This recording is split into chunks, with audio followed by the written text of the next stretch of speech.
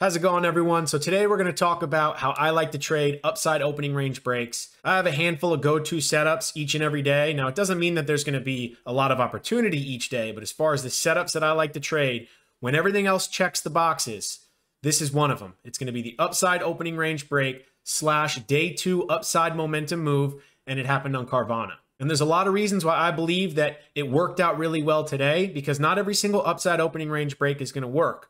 But when there are a lot of other boxes checked as far as the criteria, and then everything is lining up and the setup is there, that's when it becomes high probability, and that's why I think it worked today, and I'm going to go over all of that. Now let's break down the daily chart, which is going to be on the left. So if you look to the left, around April, May, this was trading at a low of around $6.70. So call it right around $7.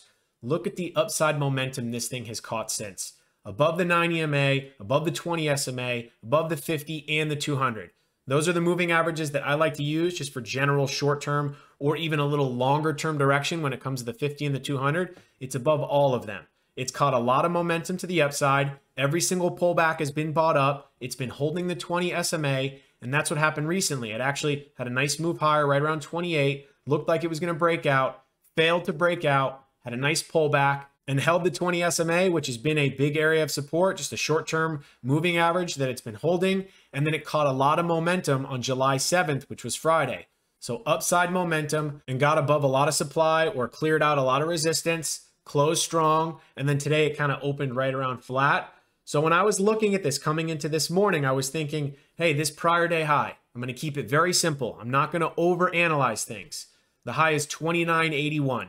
So 29.81, call it that 30 level. If we can clear that out, then this looks like it has the possibility of being a day 2 upside move. Now remember, nothing has to happen. There's no such thing as a strategy that works 100% of the time, but just trying to play the probabilities. Also, there's something very important with Carvana.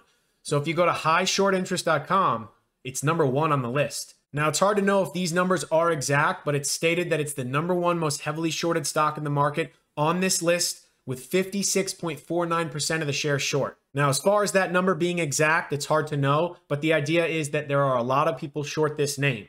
So you add all the other checks of those boxes and you add the short interest, possible short squeeze to the upside, it's all starting to line up. And as far as what was going on in the pre-market, opened a little bit lower and then quickly got bought back up, started a trend higher in the pre-market, above the VWAP, above the 9. I try not to obsess too much about what's going on in the pre-market, but I will just give a quick look and see what's going on. Is it selling off? Is it getting bought up? Is it remaining strong? Is it staying sideways?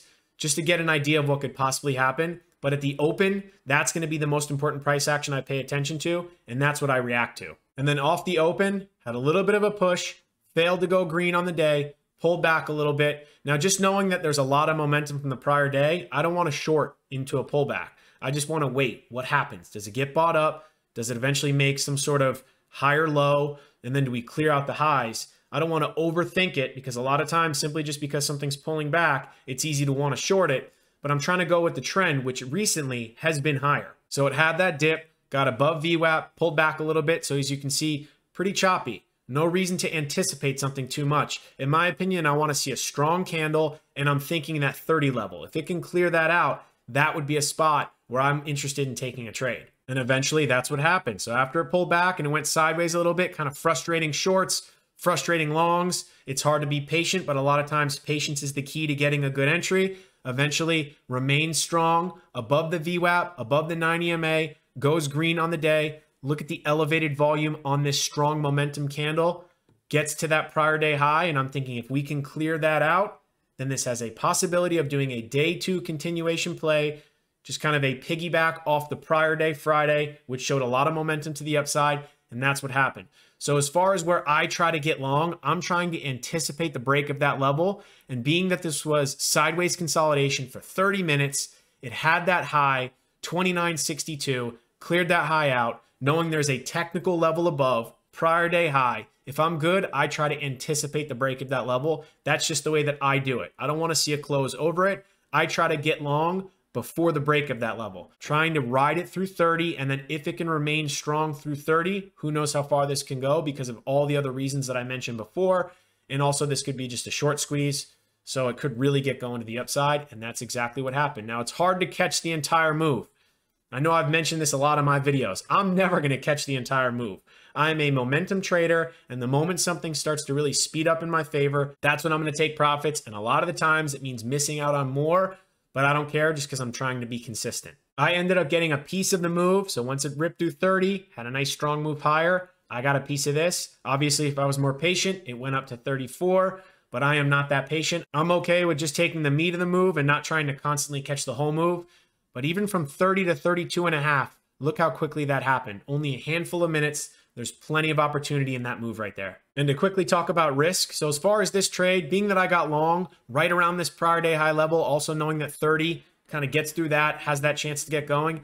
If this had lost the low of this candle and started to get to 29, that would have been my key to get out because it was clearly a failed breakout to the upside. So risking about a point on this trade. I'm all about wanting to see a stock go in my favor pretty quickly. And being that this was a large momentum candle to the upside, if we took out the low of that candle, I would think I'm not the only person stuck. And that's when a reversal could happen and it can get aggressive to the other side. And I don't want to hold in hope. So that was how I like to trade upside opening range breaks. One of my favorite setups when everything else lines up. Appreciate you watching the video. Go ahead and like and subscribe, and I'll see you in the next one.